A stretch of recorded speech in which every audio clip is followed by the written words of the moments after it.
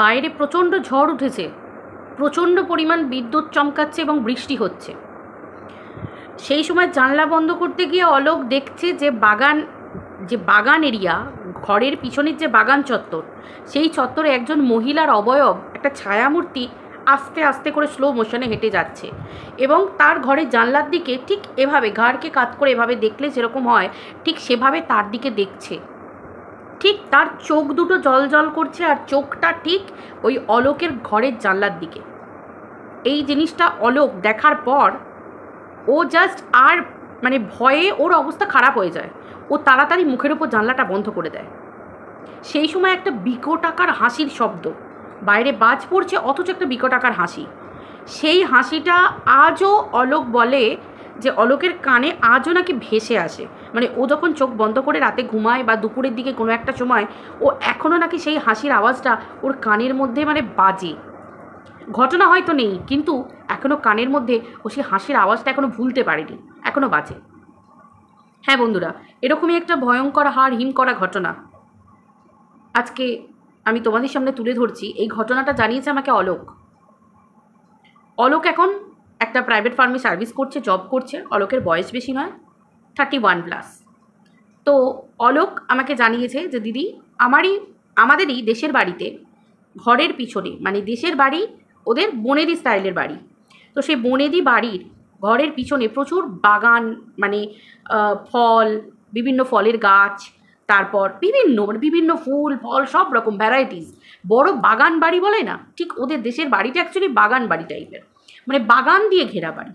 তো সেই হিসেবে ওই বাড়িতে ঘটে যাওয়া ঘটনা আমাকে আজকে জানিয়েছে। তো সেই ঘটনাটা আমি তোমাদের সামনে তুলে ধরছি। অলোকের ছোটোবেলাকার সবথেকে কাছের বন্ধু হচ্ছে শুভময়। শুভময় আর অলোক, এদের একজনের গলায় জল ঢাললে আর একজনের গলায় যায়, ওদের নাকি এরকমই বন্ধুত্ব।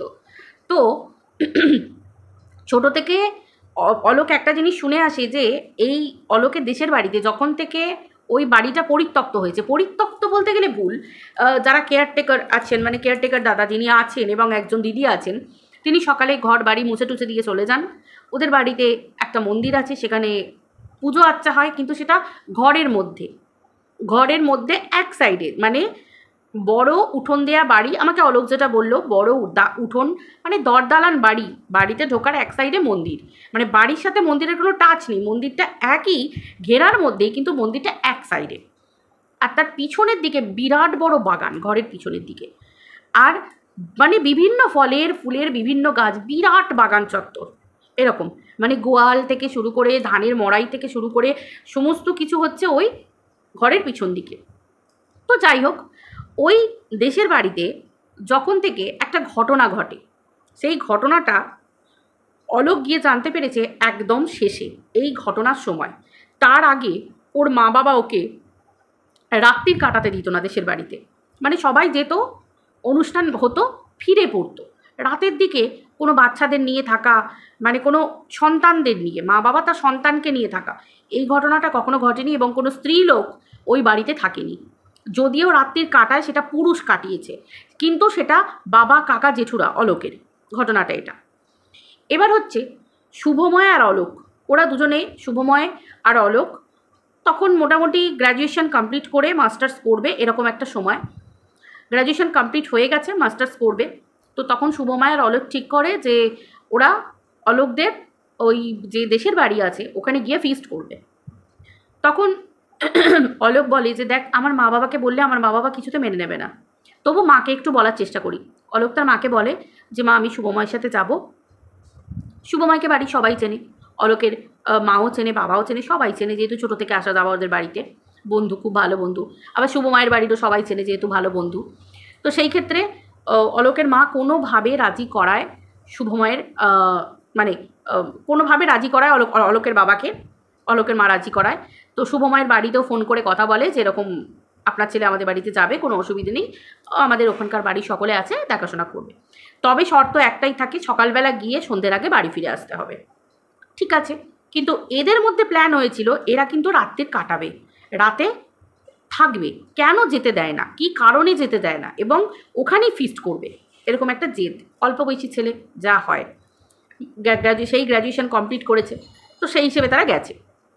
তো বেরিয়ে পড়েছে। অলোকের বাবাও রাজি হয়ে গেছে, বারবার ফোন করছে, কেয়ারটেকার দাদা যিনি আছেন তাকে বারবার ফোন করছে যে এরা যাচ্ছে, ছেলে দুটো যাচ্ছে, খুব সাবধানে খেয়াল রাখবে, খাওয়া দাওয়া সব কিছু। নিশ্চয়ই বড়দের মধ্যে কিছু জানাজানি আছে বই কি, যে জিনিসটা অলোক জানতো না। তো ঘটনাটা হচ্ছে অলোক যখন গেল, অলোক আর শুভময় যখন ঘরে ঢুকছে, মানে যখন প্রথম ওদের ঘরে ঢুকছে, তখনই কেমন একটা ছমছমে থমথমে পরিবেশ। মানে অনেক দিনের বাড়ি, চট করে লোকজনের আসা যাওয়া হয় না, কেয়ারটেকার দাদা থাকেন, একজন ভদ্রমহিলা বাড়ি মুছে দেন, সব কিছু সব ঠিক আছে, খাওয়া দাওয়া, সেখানে জলের কোনো অসুবিধা নেই, সব কিছু আছে। কিন্তু তাও একটা গা ছমছম থমথমে একটা পরিবেশ, গা ভারী। মানে ওরা বুঝতে পারছে যে আমরা দুজন ছাড়া, এই কেয়ারটেকার দাদা ছাড়া কেউ যেন আমাদের ফলো করছে, কেউ যেন আমাদের দেখছে। কোথা থেকে দেখছে, কোন দিক থেকে, যেদিকেই তাকাচ্ছে সেদিকে কিছু নেই। এদিক থেকে মনে হচ্ছে যেন কেউ ফলো করছে, এদিকে তাকাচ্ছে কিছু নেই, ছাদের দিকে ওপরের দিকে তাকাচ্ছে, সেখানেও কাউকে দেখতে পাচ্ছে না। বাট ওরা বুঝতে পারছে কেউ ওদেরকে একটা ফলো করছে। এই কথাটা পরে গিয়ে অলোক শুভময়কে যখন বলছে যে তুই কিছু বুঝতে পারলি, শুভময় তখন বলছে তার মানে তুইও বুঝতে পেরেছিস, আমার ওই ফিলিংসটা হয়েছে। যাক, দুজনে এড়িয়ে গেছে, জলখাবার টলবার খাওয়া হয়েছে, এবং খাওয়া হতে ওরা একটু গ্রাম ঘুরতে বেরিয়েছে। সেই কেয়ারটেকার দাদা বারবার ফোন করছেন, তোমরা তাড়াতাড়ি চলে আসবে, দুপুরবেলা তাড়াতাড়ি খাওয়া দাওয়া হবে, মানে এরকম একটা ব্যাপার। এবং গ্রামের মধ্যে যখন ঘুরছে, গ্রামের লোকজনও বলছে যে তোমরা দুজনে এসেছো, সাবধানে থাকবে, অনেক দিন তো বাড়িটা হয়নি। মানে কেউই যেন, সবাই, মানে অ্যাকচুয়ালি ঘটনাটা বলে রাখি, এই অলোকের পরিবারের আর কি সবাই মানে হচ্ছে জমিদার বংশ। তো সেই তো জমিদার বাড়ির ছেলে বলে মানে অলোকের একটা বিরাট বড় খাতির আছে গ্রামে। এখনও সবাই ওদের পরিবারকে খুব শ্রদ্ধা করে, ভালোবাসে, সম্মান করে, এরকম ব্যাপার। অলোক হচ্ছে সেই জমিদার বাড়িরই ছেলে, মানে পরের বংশধর, সেরকম অলোকও সম্মান পাচ্ছে। এবার অলোকের সাথে শুভময় গেছে, শুভময়কেও দাদাবাবু বলছে বা দাদা বলছে। কিন্তু অলোক ছেলেটা খুবই ভালো। অলোক বলছে যে দিদি আমি সকলে পা ছুঁয়ে প্রণাম করি যারা গুরুজন, কারণ আমার বাবা মা যেটা শিখিয়েছে আমি সেটা একদমই ওটা করা উচিত। জমিদার তো কী হয়েছে, সবার ওপরে মানুষ সত্য, তাহার উপরে নেই, পরিষ্কার কথা। প্রতিপত্তি প্রভাব এগুলো কখনো মানুষকে প্রভাবিত করে না, তাই না? উচিত নয় এটা। তো ব্যাপারটা হচ্ছে অলোক সবার সাথে কথা বলছে হেসে করে, কিন্তু সবাই বারবার একটা কথা বলছে যে কেউ আজকে রাতে ফিরে যাবে তো, আজকে থাকবে না তো, ফিরে যাবে তো, সবাই এটার উপর জোর দিচ্ছে।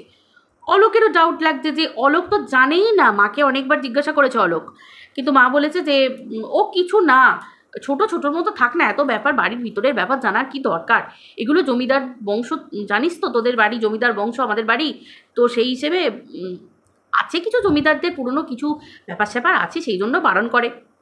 তো এটাই শুনে এসেছে ছোটো থেকে। কিন্তু শুভময় হচ্ছে খুব খুঁতখুঁতে, ও সব লক্ষ্য করছে, বুঝতে পারছে, ওর হচ্ছে কি দেখবো বুঝবো, তাহলে কি কিছু ভুতুরে ব্যাপার, তাহলে কি কিছু ফিশি আছে, মানে সামথিং ফিশি, মানে ওরা ভাবছে, নিজেদের মধ্যে আলোচনা করছে। দুপুরে খাওয়া দাওয়া করেছে যথারীতি, খাওয়া দাওয়ার পরে বিকেল হয়েছে, একটু ঘুমিয়েছে দুপুরে।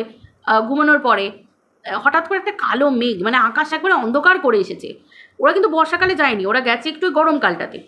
কিন্তু ওই যে কালবৈশাখী ঝড় জল, বলছে দিদি এত অন্ধকার করে এসেছে, কালো মেঘ, এবার আমরা ইচ্ছা করলেও বেরোতে পারবো না, মানে সেদিন যদি আমরা যাওয়ারও প্ল্যান থাকতো আমরা বেরোতে পারতাম না। এবার আমাদের যিনি কেয়ারটেকার আছেন, মানে কেয়ারটেকার দাদা আছেন আর কি, মানে হচ্ছে কাজল নাম, বলছে যে কাজলদাকে বলছি, যে কাজলদা বলছে যে সরি কাজল দা না, মানে কাজল কাকু বলছেন যে চলে যাও চলো আমি দিয়ে আসছি, আমি রিক্সা ডাকছি, রিক্সা করে দিয়ে আসছি, চলো আমি রিক্সা করে দিয়ে আসছি, এরকম একটা ব্যাপার। কিন্তু মানে বারবার বলছে না থাক না, আমাদের কোনো অসুবিধা নেই, আমরা থেকে যাব। কিন্তু একদমই ওই কাজল কাকুর কথা শুনে মনে হচ্ছে যে উনিও চান না যে ওরা ওই রাতে থাকুক ওখানে। এবার এদের না আরও জেদ বেড়ে গেছে যে থাকবো তো আমরা বটেই, কিন্তু এদের প্ল্যান আছে যে আমরা তো থাকবোই রাতে, এরা প্ল্যান করেই এসেছিল, কিন্তু বাড়িতে বলেছিল যে না আমরা চলে যাব। এইবার ঘটনাটা হয়েছে কি, এরকম করতে করতে বাড়িতে ফোন করে বলে যে অসুবিধে নেই, আমি দেখে রাখছি। কাজল কাকুই বলেন যে প্রচণ্ড অন্ধকার করে ফ্ল্যাশ হচ্ছে, বাইরে বিদ্যুৎ চমকাচ্ছে, প্রচণ্ড ঝড় বৃষ্টি, কি করে যাবে, ওদের দুজনকে আমি রেখে দিচ্ছি, অসুবিধে নেই, দরকার হলে গ্রামের লোকেদের কয়েকজনকে ডেকে রাতের বেলা সকলকে মিলে থাকা হবে, এরকম দিয়ে এইসব বলে সব কিছু কথাবার্তা বলে, বাড়িতে কথা বলে, অলোকও কথা বলে, শুভময়ের বাড়ি তো শুভময় কথা বলে, সব আলোচনা হয়, দিয়ে বলে ঠিক আছে কাল সকাল হলে সব চলে আসবি। তো দিয়ে রাত্রিটা খুবই টাফ হতে চলেছে, সেটা অন্তত কাজল কাকু বুঝতে পারছে। বলছে কাজল কাকুর মুখটা কেমন যেন চুন হয়ে আসছে, মানে ওনার মুখটা দেখে আমরা বুঝতে পারছি কিছু একটা ঘটনা আছে। সকাল থেকে ওই একবারই যা গা ভারী মনে হয়েছিল, আর কিন্তু কোনো সময় কিছু মনে হয়নি। দুপুরটা একটু মনে হচ্ছিল যে কেমন যেন একটু কেমন মানে স্বাভাবিক ঠিক নয়। ওরা আবার ভাবছে যে নতুন জায়গায় এসেছি তো, বহুদিন পর নিজের বাড়িতেই এসেছি এরকমভাবে, তাও মা বাবার সাথে আসেনি। অলোক বলছে, আবার শুভময় বলছে আমি প্রথম এলাম, আমার মনে হচ্ছে এই জন্য হচ্ছে। যাক, অর্ডার হয় যে রাত্রিবেলা খিচুড়ি, আলুর দম আর ডিম ভাজা খাবে। ঠিক আছে, খিচুড়ি, আলুর দম, ডিম ভাজা হয়েছে। রাত্রিবেলা খেয়েছে। খেয়ে দিয়ে গ্রামের কিছু লোকজন আছে, তারা গ্রামের লোকজন এসে ওই কাজল কাকুর সাথে বাইরে ঘরের দিকে শুয়েছে। আর সামনের দিকে ঘরে, দোতলার ঘরে, মানে শুয়েছে ওরা দোতলায়, একতলায় শোয়নি। তো একতলার ঘরে একটু সামান্য একটু চাই ছেড়ে ছেড়ে পড়ছিল দু একটা জায়গায়, ওই জন্য রিস্ক নেয়নি, ওরা দোতলায় শুয়েছে অন্যদিকে। তো সেই ঘরের সামনে আরেকটা ঘর আছে, সেই ঘরটাতে ওই গ্রামের লোকজন নিয়ে কাজল কাকু শুয়েছে, মানে ওদেরকে ঘিরে শুয়েছে, দুটো তিনটে ঘরে পরপর শুয়েছে। এবার অলোক শুয়ে পড়েছে, শুভময় শুয়েছে। হঠাৎ করে রাতে প্রচণ্ড জোরে জোরে বাজ পড়ে, অলোক ঘুম ভেঙে যায়। অলোক তখন কি করে বলছে, দিদি ঘুমটা ভাঙতে আমি বাইরের দিকের, মানে ওই ওদের খাটটা এরকম, বলছে দিদি পাশেই একটু জানলা, সেই জানলাটা দিয়ে পিছনের দিকের বাগানের দিকটা দেখতে পাওয়া যায়। এবার পিছনের দিকে আমার কি মনে হলো যে একটা কেমন যেন একটা আওয়াজ হলো হঠাৎ করে। অলোক বলছে আমি শুভময়কে দুবার ডাকলাম, শুভময় খুব ঘুমোচ্ছে। অলোক বলছে আমি একটু সাহস করে জানলাটা খুলছি। জাস্ট জানলাটা যখন খুলেছি প্রথমে বুঝতে পারিনি, প্রথমে পরিষ্কার দেখা যাচ্ছে যে মানে আলো ফ্ল্যাশ হচ্ছে, আর পরিষ্কার বোঝা যাচ্ছে যে ফ্ল্যাশের আলোয় দেখা যাচ্ছে যে গাছপালা, পিছন দিকে গোয়াল টোয়াল আছে, অনেক বড় বাগান, সেসব দেখা যাচ্ছে। যখন একটু জোরে দুবার তিনবার আলোটা আসে, মানে আলোটা ফ্ল্যাশের আলোটা ঝলকে যায় পুরোটা, হঠাৎ দেখতে পায় একজন মহিলা, একটা মহিলার পুরো অবয়ব টাইপের, পরিষ্কার বুঝতে পারছো একটা মহিলা, এবং আস্তে আস্তে আস্তে আস্তে এইভাবে হেঁটে যাচ্ছে। এবং পরিষ্কার মহিলাটা এইরকমভাবে এরমভাবে, মানে আমি বলছি আমার গায়ে কাঁটা দিচ্ছে। অলোক যখন বলছে ঘটনাটা সেটা শুনেই আমার গায়ে কাঁটা দিচ্ছে। তো এরকমভাবে তাকাচ্ছে, মানে পরিষ্কার, আর চোখগুলো পুরো তার জ্বলছে আগুনের মতো। মানে অলোক ওটা দেখার পর ও পরিষ্কার, ওর আর বুঝতে বাকি নেই যে ওটা কোনো সাধারণ মহিলা নয়, মানে কোনো পরিষ্কার বোঝা যাচ্ছে যে ওটা কোনো আত্মা, মানে ওর বুঝতে একটা সেকেন্ডও সময় লাগেনি। ও বলছে দিদি একটা নর্মাল মহিলা, একজন সাধারণ মানুষ গ্রামের, আর একটা আত্মা, এই দুটো বোঝার মধ্যে আমার ক্ষমতা আছে। এবং তাকে এমনই একটা দেখতে যেটা আমি বর্ণনা করতে পারছি না, যে কেউ দেখলে ভাববে যে ওটা একটা মৃত মানুষ, তার আত্মা পরিষ্কার, সেই একটা মৃত মানুষও। তো দিয়ে যেই বন্ধ করে দেয় জানলাটা, দড়াম করে ভয় পেয়ে সঙ্গে সঙ্গে একটা বিকটাকার হাসির আওয়াজ, মানে সেই আওয়াজটা এখনও নাকি অলোক ফিল করতে পারে। মানে ঘটনাটা বন্ধ হয়ে গেছে সেটা আমি বলছি তোমাদেরকে, মানে ও এখনও ফিল করতে পারে। হঠাৎ করে সেটা শোনার, দরজাটা বন্ধ করে হাসির আওয়াজটা শোনার পরেই, জানলাটা বন্ধ করে শোনার পরেই ও শুভময়কে ডাকে অলোক, এই শুভময়, তাড়াতাড়ি করে ওকে ডাকে। শুভময় তার তড়িঘড়ি করে উঠে বসে, এত জোরে ওকে নাড়িয়ে ডেকেছে যে শুভময় ভয় পেয়ে তড়িঘড়ি করে উঠে বসে। এবং উঠে বসতে শুভময়কে বলে, শুভময় এতটা সাহসী, বললাম না শুভময় হচ্ছে আরও সাহসী। শুভময় জানলাটা খুলে দেখার চেষ্টা করে, তখন কিছু দেখতে পায় না। শুভময় এতটাই, মানে এত সাহসী ছেলে, চট করে ওই বয়সে দেখা যায় না। অলোক অনেকবার বারণ করছে তুই যাস না। ও অলোককে বলেছে তুই যাবি না। পিছন দিক দিয়ে যাওয়ার জন্য, ঘরের পিছনে যাওয়ার জন্য, ঘরের ভিতর দিকেই একটা জায়গা আছে একতলা দিয়ে, সিঁড়ির নিচে দিয়ে, ও সেখান দিয়ে যাবে দরজা খুলে। বারণ করেছে অনেকবার। আর সকালের দিকে ওরা চারদিক ঘুরতে গিয়ে দেখে নিয়েছিল কোথায় কি চাবি আছে, কোথায় কি না আছে। ছেলেটা তো বদমাস, আগে থেকেই ঠিক ছিল যে আজ তো বুঝবই যে কেন আসতে দেয় না। তো এই শুভময় সব দেখে নিয়েছিল, দিয়ে দরজা খুলে গেছে। অলোক ভয়ে ভয়ে পিছনে পিছনে, ওদের কাছে একটা টর্চের লাইট আছে, ওই চার্জার যে টর্চের লাইটগুলো চার্জিং দেওয়া, আর খুব ফোকাস ভালো থাকে, লাইট নিয়ে গেছে। গিয়ে যাবার পরেই হঠাৎ করে, জাস্ট একটুখানি যাবার পরেই, মানে ছাতাটা নিয়ে কিছুটা গেছে, যাবার পরেই সেই মহিলাকে দেখতে পায়। সেই মহিলা হেঁটে হেঁটে হেঁটে হেঁটে জাস্ট একটা গাছের দিকে যাচ্ছে, আবার উধাও, আবার একটুখানি হাঁটছে, আবার একটা গাছ, নারকোল গাছ, সেখানে উধাও, মানে প্রচুর নারকোল গাছ আছে ওদের বাগানেও। তো দিয়ে হঠাৎ করে আবার যখন বিদ্যুৎ চমকেছে, বিদ্যুতের আলোতে পুরো মহিলার একটা, মানে একে বিদ্যুতের আলো, তারপর মহিলার ওই ঝলসানো মুখ, মানে সেই এক আলো, মানে সেই যে একটা ঝলসানো মুখ, জাস্ট আমার কাঁটা দিচ্ছে কথাটা বলতে। মানে সেই মহিলাকে দেখতে পায়। সেই মহিলার রীতিমতো, মানে সেখানে রীতিমতো সেই মহিলা ভয়ঙ্কর একটা চিৎকার করে, এতটাই চিৎকার করেছে মহিলার গলার আওয়াজটা একটা আর্তনাদ, মানে বলছে দিদি এগুলো লোকে শুনলে ভাববে গল্প কথা, কিন্তু কারোর রিয়েল লাইফে এই জিনিসটা ঘটতে পারে, একটা আত্মা এভাবে একটা চিৎকার করতে পারে, একটা আত্মার এরকম গলার আওয়াজ থাকতে পারে, সাউন্ড থাকতে পারে, আমি কখনো ভাবতে পারিনি। এবং আমরা কিন্তু সেই মহিলাটাকে পরিষ্কার বুঝতে পারছি না যে সে দাঁড়িয়ে আছে, ওটা কিন্তু তার প্রকৃতই একটা হালকা একটা ছায়া মূর্তি, যার জন্যই আমরা বুঝতে পারছি যে সে মানুষ নয়, ওটা একটা আত্মাই, ওটা একটা অতৃপ্ত আত্মা বোঝা যাচ্ছে। এবং চিৎকার করতে থাকে, তাড়াতাড়ি করে সেই চিৎকারে না ওই সব লোকজন যারা ছিল তারা ওই অলোকের ঘরের সামনে দিয়ে যেতে যেতেই কাজল কাকু দেখে যে ঘরে কেউ নেই, দরজা খোলা। ওদের আর বুঝতে বাকি নেই যে আওয়াজটা বাগানের দিক থেকে ভেসে উঠেছে, কারণ এই চিৎকার নাকি এই কাজল কাকু এবং গ্রামের লোকেরা প্রায় দিনই শুনে থাকে, এবং অমাবস্যার রাতে তো, পূর্ণিমা অমাবস্যার রাতে তো প্রায় শুনে থাকে।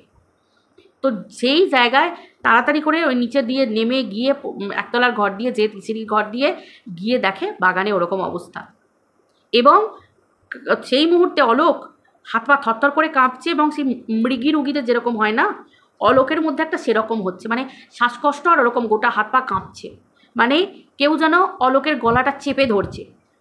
সেই অবয়বটা কিন্তু আর দেখতে পাচ্ছে না, কিন্তু কেউ যেন গলাটাকে চেপে ধরছে, এরকম ধরনের।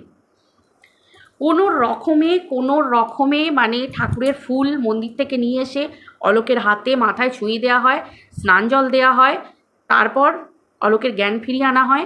সব ঘটনা কাজল কাকু বাধ্য হয়ে বলতে বাধ্য হয় যে অ্যাকচুয়ালি কী ঘটনা ঘটেছিল, যে কেন অলোককে কেন মারতে চাইছে, কেন অলোককে এরকম করতে চাইছিল।